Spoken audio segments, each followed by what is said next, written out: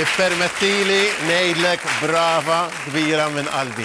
Xi ġmiel, qed narak tinterpreta u ma nafx għaliex qed jiġili hekk kull darba nimmaġina l-Mary Spiteri.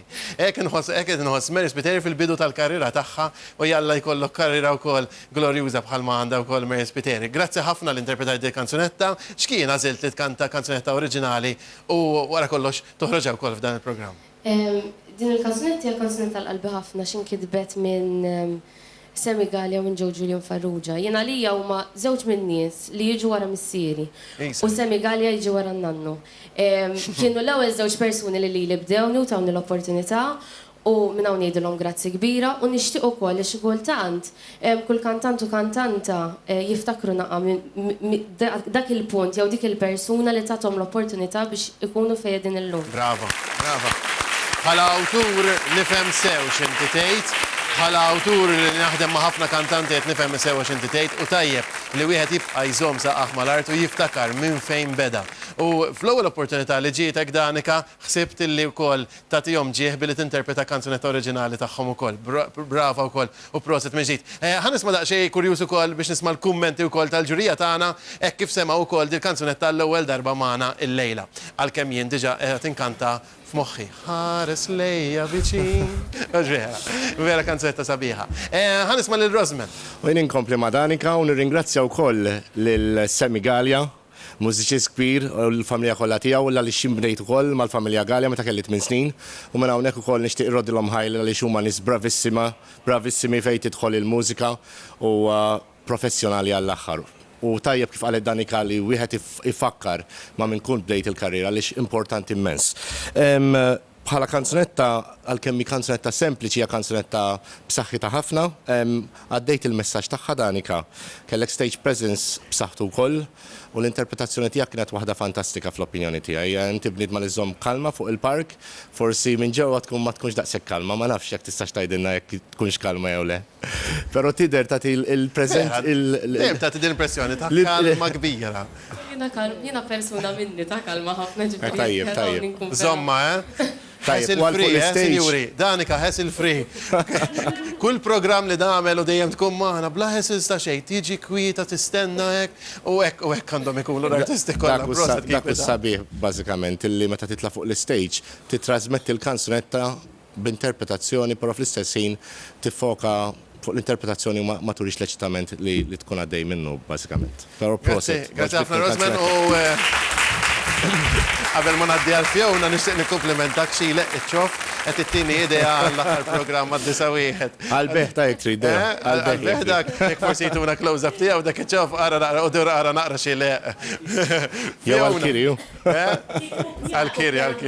Fjowna, le mhux se jkun blu tiegħi. Mary Rose talt fuq kont se ngħidlek dejjem trid nikkupjawulu. Nagħmlu wieħed aħna flimkien vera Fjowna. Inti kċof u tagħmel naqas Strass u Swarovski fuq. Tlaqna. Mela, Danika, l-ewnet prosit ħafna tal-kulur.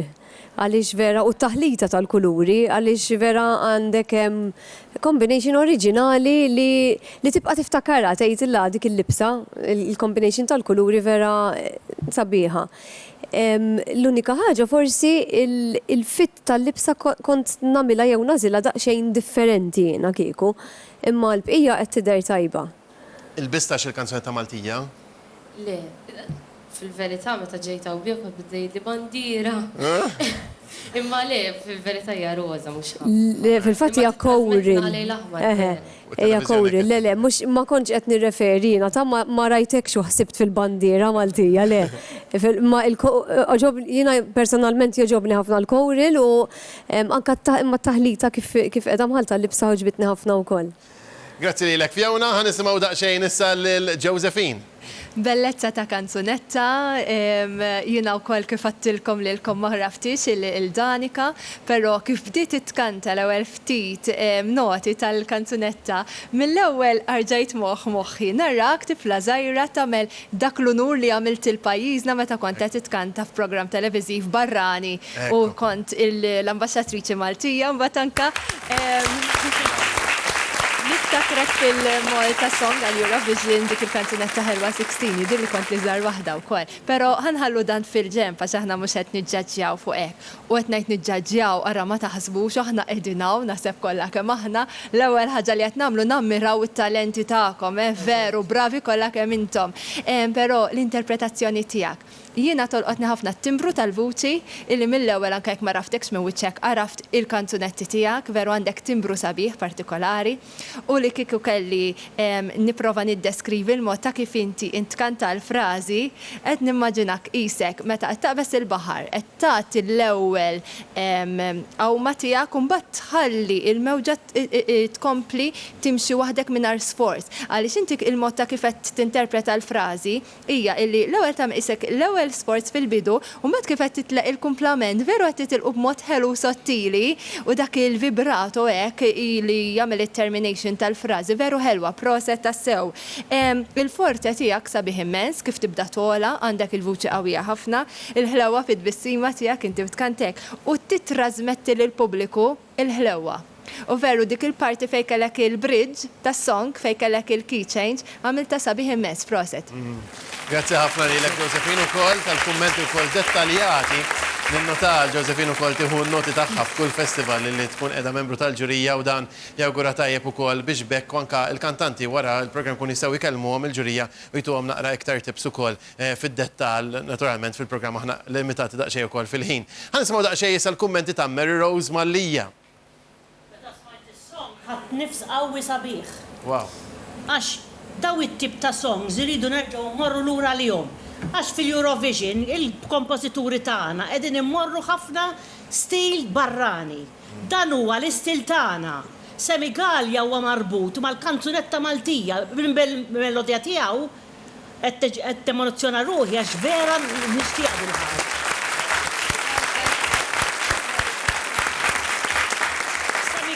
Għandu il-melodija tijaw. Jina kantajt kanzunetti tijaw, Joe Julian ħa dil-inizjattiva u dejjem jagħmel Made to Measure, il-lirika għal-veru Made to Measure, għal-kantanti li jkun. U Danika li kella s-song tagħha interpretata kif blikbar mod sublimi. Ibqa' sejrek għax jiena kull darba li kont inkanta xi ħaġa oriġinali kienet tkun miktuba lija.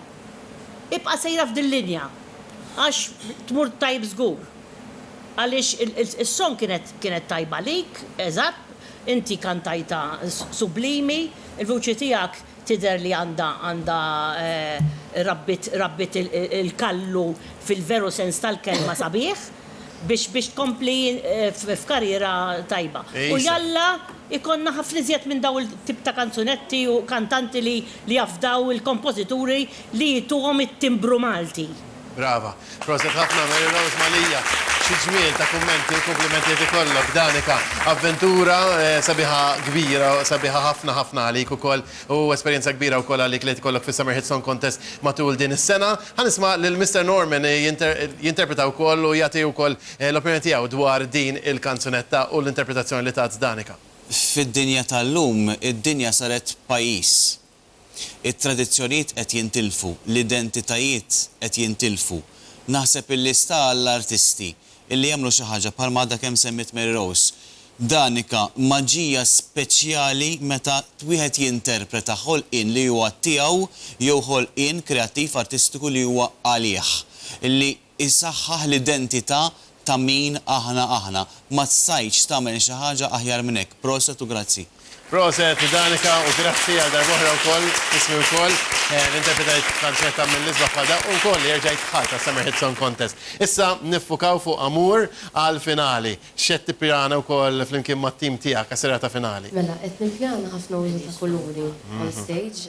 Billi hija diska sajfija naħseb li s-sajf huwa assoċjat ħafna mal-kuluri u nixtieq ħafna kuluri vivaċi. Forsi ndaħal ftit element ta' sfin. Ovvjament, min iżdeffina, ma ħan iprova, tkun xi ħaġa ġdida bħalma kienet xi ħaġa ġdida dan l-istil. U l-bqija nieħu gost u mbagħad naraw. Grazzi ħafna lilek Danika u nawguraw